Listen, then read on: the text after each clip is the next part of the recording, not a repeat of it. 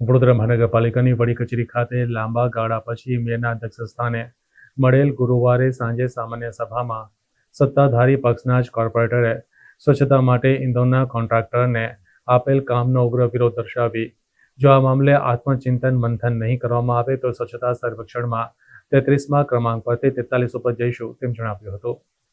વડોદરા મહાનગરપાલિકાના ચૂંટણી ward number 12ના corporator Manish પગારે જણાવ્યું હતું કે જાણવા મળ્યું છે કે ઇન્દોરની કંપનીએ 1 કરોડ 16 લાખ રૂપિયામાં કન્સલ્ટન્સી સ્વચ્છતા માટે આપી છે, તો એ જ બાબતે તેમણે વિરોધ કર્યો છે અને સભામાં પૂછ્યું હતું કે શું આપણે આ એજન્સીને કામ આપ્યું છે। એમણે કોઈ આપણને બાંહેધરી આપી છે કે 33મા ક્રમાંકમાંથી 1 થી 10મામાં લઈ જશું।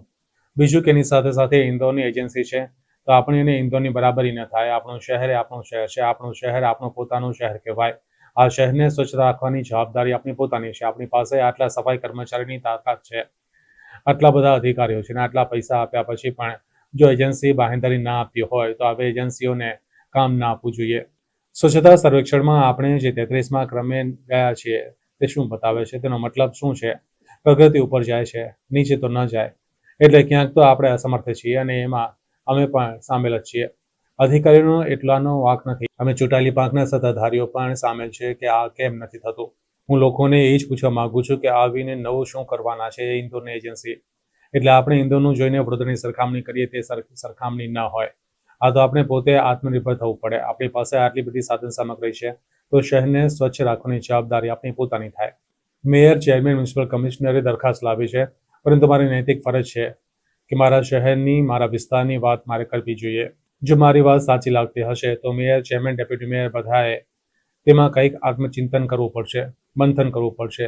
નહીં તો 33 પરથી 43 પર આપણે જતા રહીશું। એમાંથી મોટો કોઈ બીજો ફરક પડવાનો નથી। અત્યારે મામલો સમાચાર માધ્યમથી, પેપર કટિંગના માધ્યમથી મારી પાસે આવ્યો હતો કે આપણે કોઈ ઇન્દોરની કંપનીને 1 કરોડ 16 લાખ રૂપિયામાં કન્સલ્ટન્સી સ્વચ્છતા માટે આપી છે। તો મેં એ જ વિરોધ કર્યો અને મેં એની સાથે એ પણ પૂછ્યું કે શું આપણે આ એજન્સીને કામ આપ્યું છે, એમને કોઈ આપણને એશ્યોરન્સ આપ્યો છે કે આપણને 33મા ક્રમાંક પરથી 1 થી 10માં લઈ જશે? બીજું કે એની સાથે સાથે ઇન્દોરની એજન્સી છે તો આપણી અને ઇન્દોરની બરોબરી ના થાય। આપણું શહેર છે, આપણું શહેર આપણું પોતાનું શહેર છે। આ શહેરને સ્વચ્છ રાખવાની જવાબદારી આપણી પોતાની છે। આપણી પાસે આટલા સફાઈ કર્મચારીઓની સ્ટ્રેન્થ છે, આટલા બધા અધિકારીશ્રીઓ છે અને આટલા પૈસા આપ્યા પછી પણ જો એજન્સી આપણને એશ્યોરન્સ ના આપતી હોય તો આવી એજન્સીઓને કામ ના આપે।